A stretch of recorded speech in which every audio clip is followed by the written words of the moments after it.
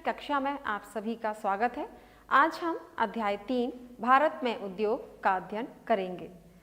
तो सबसे पहले उद्योग क्या होता है? कच्चे पदार्थ को अधिक मूल्यवान वस्तुओं में बदलकर बड़े पैमाने पर वस्तुओं को उत्पादन करने की प्रक्रिया को ही उद्योग कहते हैं या वस्तु निर्माण कहते हैं। अर्थात उद्योग से तात्पर्य बड़े पैमाने पर वस्तुओं के उत्पादन से है। क्या आप जानते हैं कि कागज़ उद्योग जो है उसमें हम कच्चा माल क्या लेते हैं? या आप ये भी जानते हैं कि सूती वस्त्र उद्योग में कच्चा माल क्या होता है? कागज़ उद्योग जो है वो लकड़ी पर आधारित उद्योग है। लकड़ी की लुगदी से कागज़ बनाया जाता है। उसी तरीके से सूती वस्त्र उद्योग में कपास कच्चा माल होता है। कपास से सूती वस्त्र उद्योग जो है की स्थापना होती है। उन्हीं जगह पर होती है जहां पर कपास आसानी से होता है। भारत विश्व अर्थव्यवस्था में एक औद्योगिक देश के रूप में तेजी से उभर रहा है। भारत में औद्योगिक विकास की कई स्थितियां विद्यमान हैं जो कि औद्योगिक विकास हेतु अनुकूलतम वातावरण प्रदान करती हैं। जैसे पहला है इसमें प्राकृतिक संसाधनों की उपलब्धता, दूसरा धरातलीय संरचना, तीसरा जलवायु सुविधाएं या भारत की जलवायु, फिर है सस्ता श्रम, परिवहन एवं संचार साधनों का विकास और लास्ट में आता है विशाल बाजार। किसी भी उद्योग के विकास के लिए ये सभी अवस्थितियां महत्वपूर्ण होती हैं। यदि प्राकृतिक संसाधन उपलब्ध नहीं होंगे, जैसे खनिज संसाधन, जल संसाधन, यदि ये उपलब्ध नहीं होंगे तो किसी भी देश में उद्योगों का विकास संभव नहीं होता या उसकी संभावना बहुत कम होती है। क्योंकि यदि खनिज उपलब्ध नहीं होंगे, लोहा अयस्क नहीं होगा तो हम लोहा इस्पात कैसे बनाएंगे, और इस्पात नहीं बनेगा तो कारखानों में मशीनें नहीं चल पाएंगी। तो ये बहुत ही महत्वपूर्ण कारक होते हैं। और यदि प्राकृतिक संसाधन उपलब्ध भी हैं और तकनीकी नहीं है तो भी समस्या आती है किसी भी देश में उद्योगों के विकास की। यदि परिवहन के साधनों का विकास नहीं हुआ कि फैक्ट्रियों में सामान बन के तैयार है लेकिन वो बाजार में भेजने के साधन उपलब्ध नहीं है, परिवहन या यातायात के साधनों का विकास नहीं हुआ है, तो उस सामान को निर्मित करना व्यर्थ सिद्ध होगा। श्रमिक आसानी से उपलब्ध हो पाएं, यह तो आसानी से उपलब्ध हो सकते हैं क्योंकि भारत एक विशाल क्षेत्रफल वाला देश है, जनसंख्या की दृष्टि से भी संपन्न है। तो ये सभी स्थितियां किसी भी देश में, किसी भी अर्थव्यवस्था में उद्योगों के विकास के लिए अनुकूल स्थितियां होती हैं। उद्योगों का वर्गीकरण। कई पैमानों पर उद्योगों को कई भागों में बांटा गया है। सबसे पहले हम स्वामित्व के आधार पर उद्योगों के वर्गीकरण समझेंगे। स्वामित्व के आधार पर उद्योगों को 4 भागों में बांटा गया है। पहला सार्वजनिक क्षेत्र के उद्योग, दूसरा निजी क्षेत्र के उद्योग, तीसरा सहकारी क्षेत्र के उद्योग और चौथा मिश्रित उद्योग।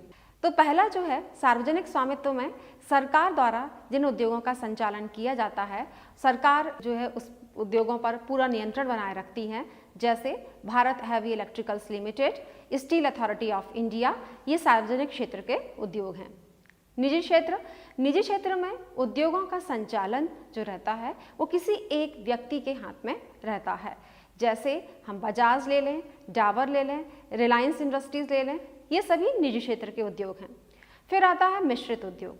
मिश्रित उद्योग में राज्य और जो संबंधित जो भी ग्रुप रहता है या निजी क्षेत्र रहता है, राज्य और निजी क्षेत्र के प्रयास से ही किसी उद्योग की स्थापना की जाती है।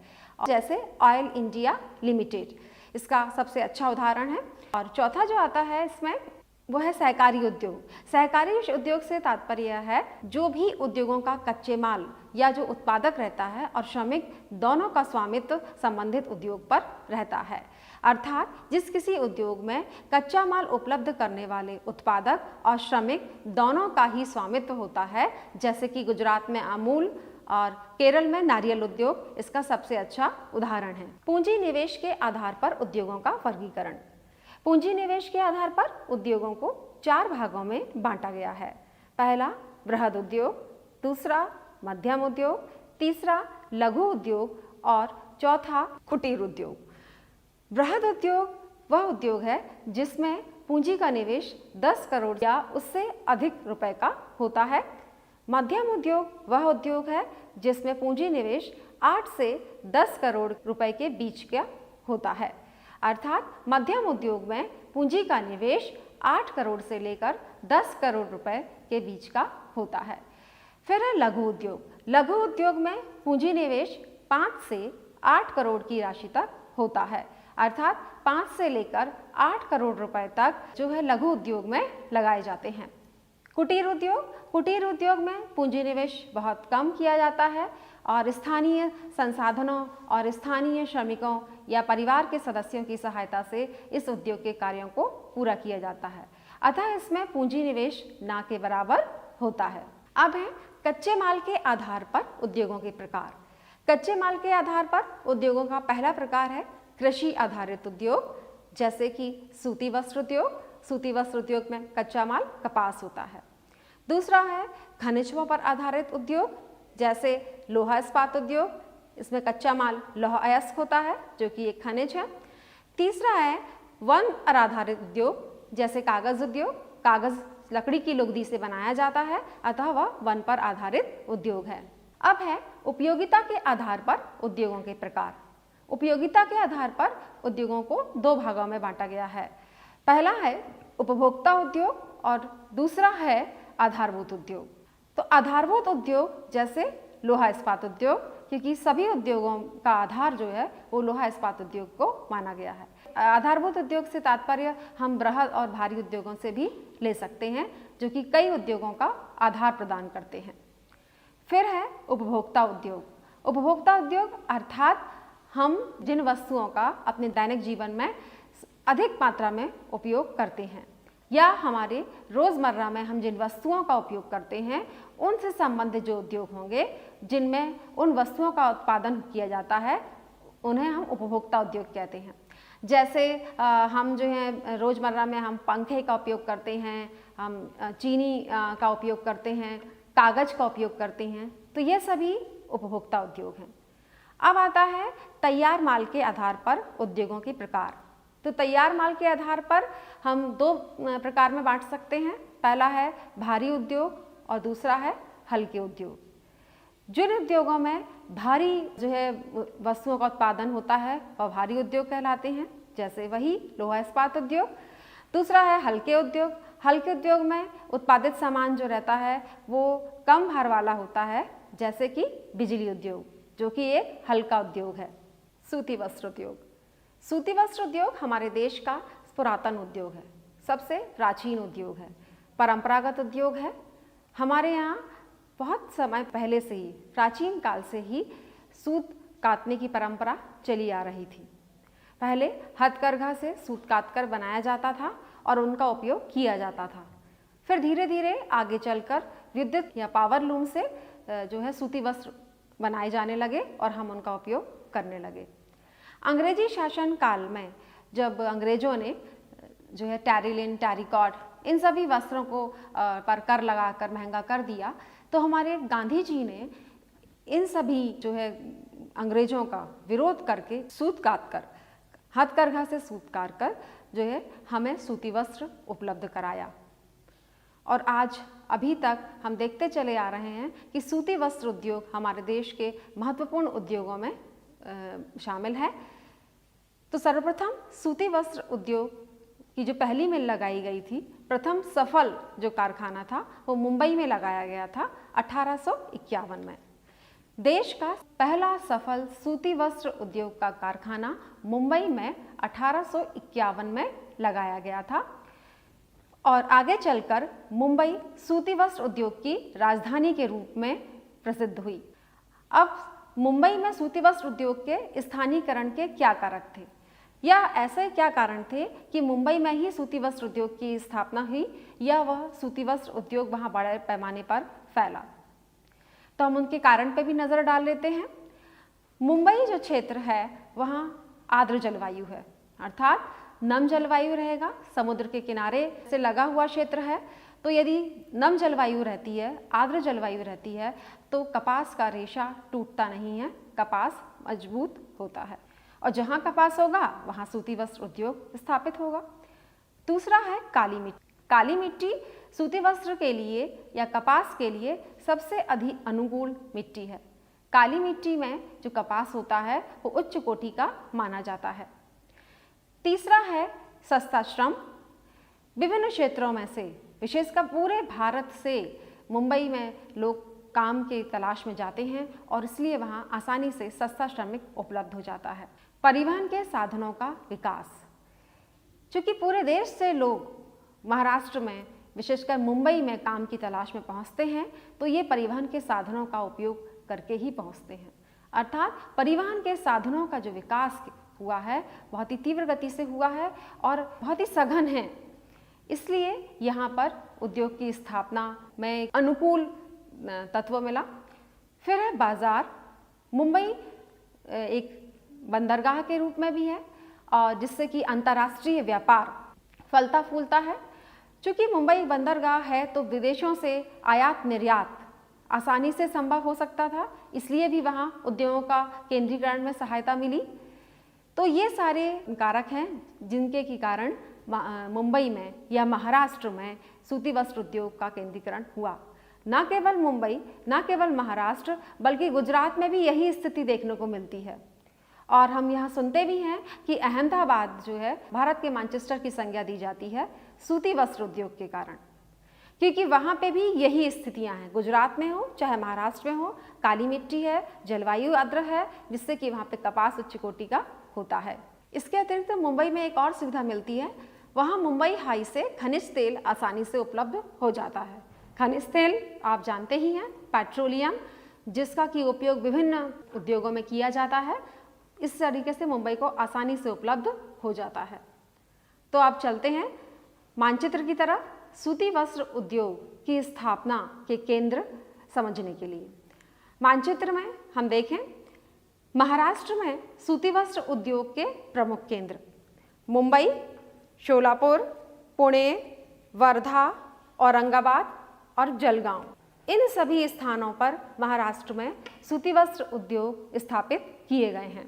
फिर है गुजरात। गुजरात में अहमदाबाद में अकेले ही 69 मिलों की स्थापना की गई है।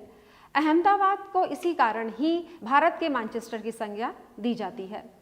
अहमदाबाद के अतिरिक्त सूरत, भरूच, बड़ोदरा, राजकोट, पोरबंदर, इन स्थानों पर भी सूती वस्त्र उद्योग स्थापित किए गए हैं। कर्नाटक में मैसूर, बंगलोर, चित्रदुर्ग और वेल्लारी में सूती वस्त्र उद्योग स्थापित हैं। कर्नाटक भारत में चौथे नंबर पर सूती वस्त्र का उत्पादन करता है। पहले नंबर पर महाराष्ट्र है, दूसरे नंबर पर गुजरात है, तीसरे नंबर पर तमिलनाडु है। तमिलनाडु में कोयम्बटूर में प्रमुख रूप से सूती वस्त्र का उत्पादन होता है। चेन्नई, तूतीकोरिन, सेलम, मदुरई और तिरुनेलवेली, ये सभी स्थान तमिलनाडु में सूती वस्त्र के लिए प्रसिद्ध हैं। मध्य प्रदेश में हम देखें, इंदौर, देवास, उज्जैन, जबलपुर, बुरहानपुर में सूती वस्त्र का उत्पादन किया जाता है। उत्तर प्रदेश में हम देखें, कानपुर, आगरा, लखनऊ, वाराणसी में सूती वस्त्र उत्पादित किया जाता है। तेलंगाना में हैदराबाद, वारंगल, सिकंदराबाद सूती वस्त्र के लिए प्रसिद्ध है। राजस्थान में जयपुर, भीलवाड़ा और अजमेर में सूती वस्त्र उद्योग स्थापित हैं। आंध्र प्रदेश में गुंटूर और काकीनाडा में सूती वस्त्र उत्पादन किया जाता है। लोहा इस्पात उद्योग एक आधारभूत उद्योग है, क्योंकि लोहा इस्पात उद्योग सभी उद्योगों को आधार प्रदान करता है। लघु उद्योग हो, मध्यम उद्योग हो, बृहद उद्योग हो, भारी उद्योग हो, हल्के उद्योग हो, सभी प्रकार के उद्योगों में उत्पादन के लिए मशीनरी की आवश्यकता होती है और मशीनरी का निर्माण इस्पात से किया जाता है। चाहे शिक्षा के क्षेत्र हो, विज्ञान का क्षेत्र हो, चिकित्सा का क्षेत्र हो या रक्षा संबंधी क्षेत्र हो, सभी क्षेत्रों में उपभोक्ता वस्तुओं के निर्माण में भी इस्पात की आवश्यकता होती है।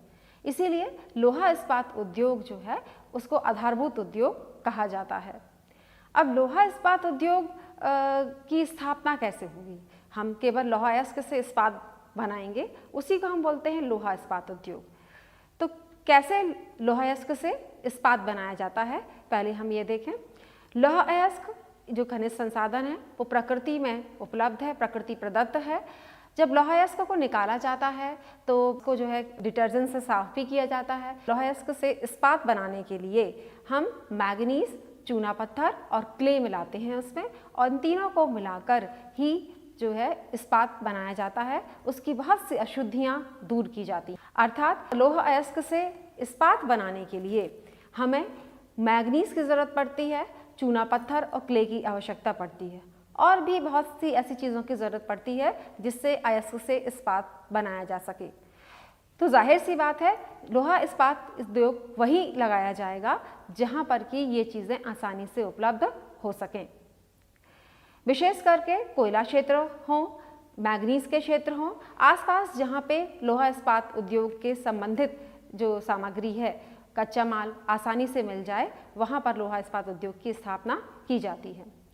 लौह अयस्क एक भारी पदार्थ है और इस उद्योग का कच्चा माल भारी और स्थूल दोनों तरह का होता है, इसीलिए उनमें टूट फूट की संभावना भी होती है और परिवहन की लागत भी अधिक आती है। यही कारण है कि लोहा इस्पात केंद्र वहीं स्थापित किए जाते हैं जहां से कि कच्चा माल उन्हें आसानी से प्राप्त हो सके, ताकि जो पदार्थ आता है, चाहे वो कोयला हो गया या मैग्नीज हो गया या चूना पत्थर, इनमें टूट फूट भी ना हो सके और परिवहन की लागत ज़्यादा होगी तो उत्पादक को नुकसान होता है। तो लोहा इस्पात उद्योग के केंद्र अब देखें। भारत में प्रमुख लोहा इस्पात के केंद्र, पहला है कोयला क्षेत्रों में स्थित इस्पात केंद्र। इसमें आप मानचित्र पर देखें, बर्नपुर, हीरापुर, कुल्टी, दुर्गापुर तथा बोकारो, ये क्षेत्र कोयला क्षेत्रों में स्थित इस्पात केंद्र हैं। लौह अयस्क क्षेत्र में स्थित इस्पात केंद्र, अर्थात जहां लौह अयस्क पाया जाता है वहां पर जो इस्पात केंद्र स्थापित किए गए हैं, भिलाई, राउरकेला, भद्रावती, सलेम, विजयनगर और चंद्रपुर, ये क्षेत्र लौह अयस्क खानों के समीप ही स्थित हैं। फिर है कोयला और लौह अयस्क के बीच जोड़ने वाले परिवहन सुविधा प्राप्त स्थानों पर स्थित इस्पात केंद्र, जमशेदपुर। जमशेदपुर में स्थापित लोहा इस्पात का कारखाना Tata iron and steel company के नाम से जाना जाता है। यह भारत का ही नहीं बल्कि एशिया महाद्वीप का सबसे बड़ा इस्पात का कारखाना है। तटीय सुविधा स्थल पर स्थित इस्पात केंद्र, इसमें विशाखापट्टनम आता है जो कि समुद्र तट से लगा हुआ है।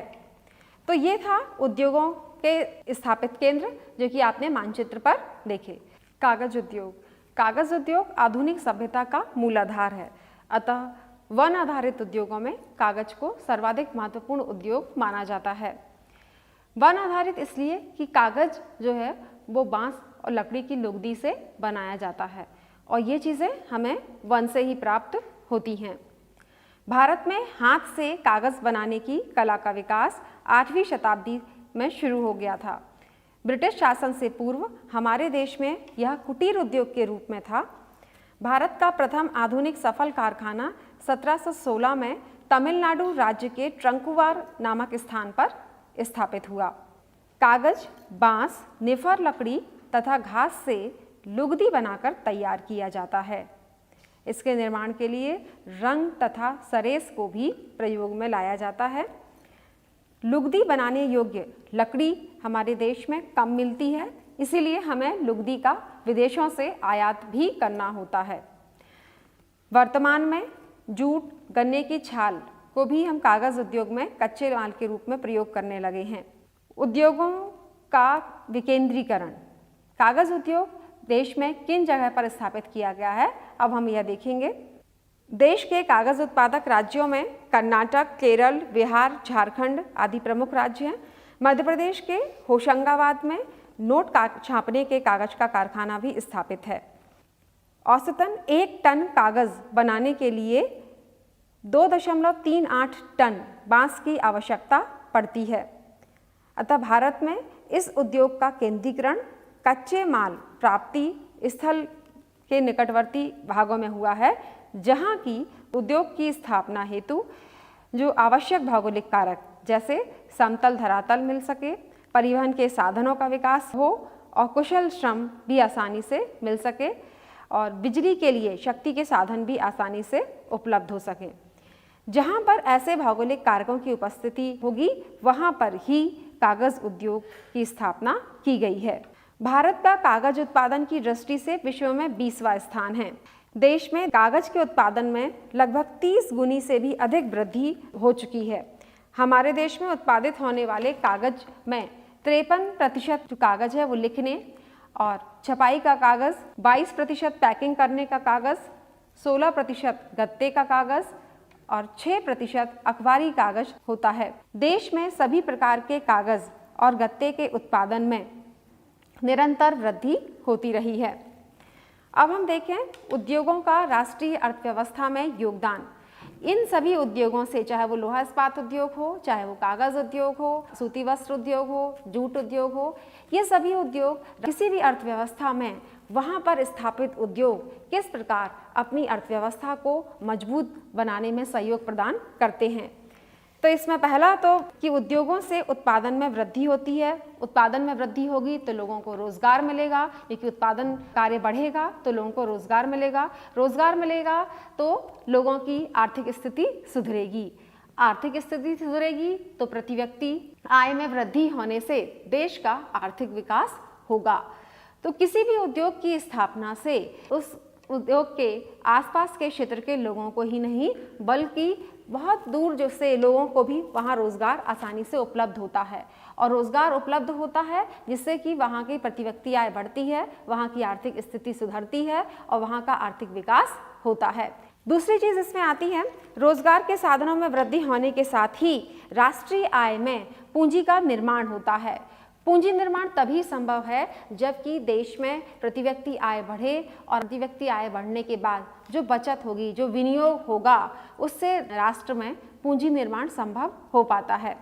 उद्योगों के बढ़ते योगदान से अर्थव्यवस्था के सभी क्षेत्र, चाहे वो कृषि हो, चाहे वो उद्योग हो, चाहे वो खनिज हो, चाहे वो परिवहन हो, सभी क्षेत्रों में विकास होता है। अनुसंधान अर्थात जो खोजें होती हैं उनको भी बल मिलता है और तकनीकी विकसित होती है।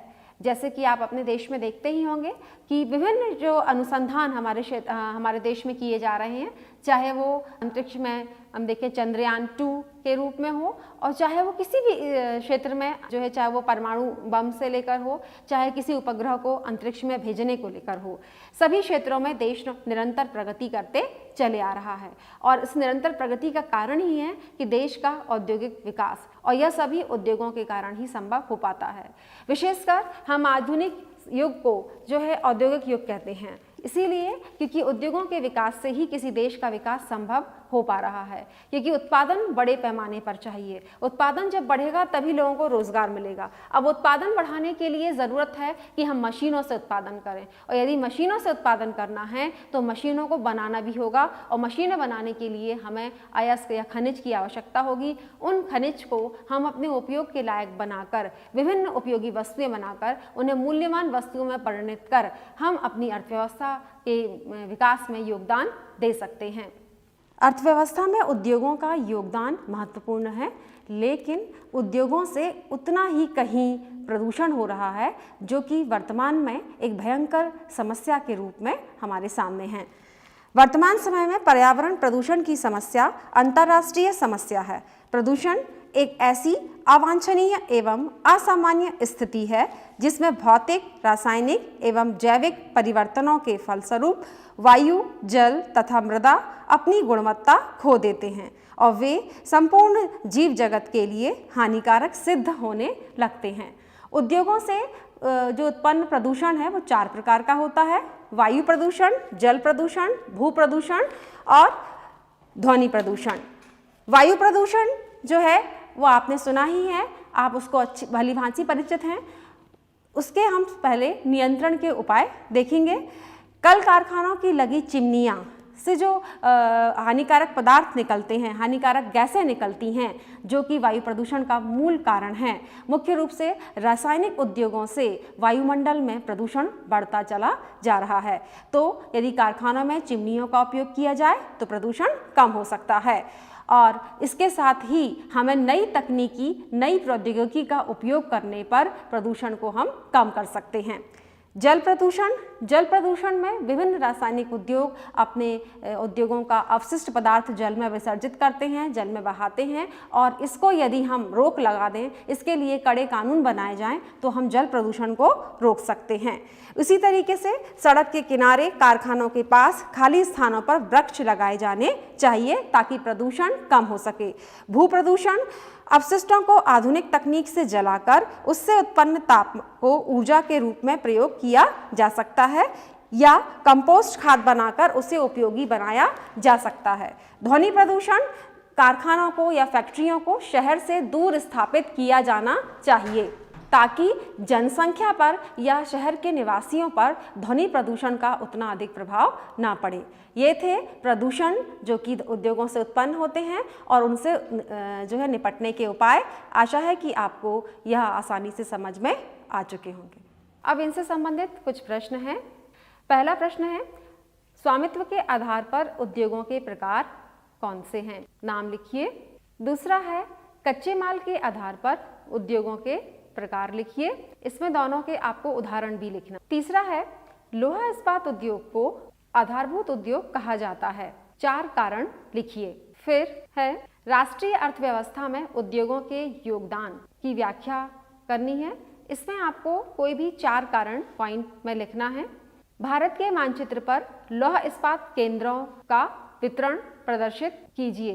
इसमें आपको मानचित्र पर भारत के प्रमुख लोहा इस्पात केंद्रों को बताना है। अब है, पश्चिम बंगाल में कागज उत्पादन केंद्रों को मानचित्र पर प्रदर्शित कीजिए। भारत के नक्शे पर आपको पश्चिम बंगाल के उन जगहों को चिन्हित करना है जो कि कागज का उत्पादन करते हैं। तो चलिए अभी के लिए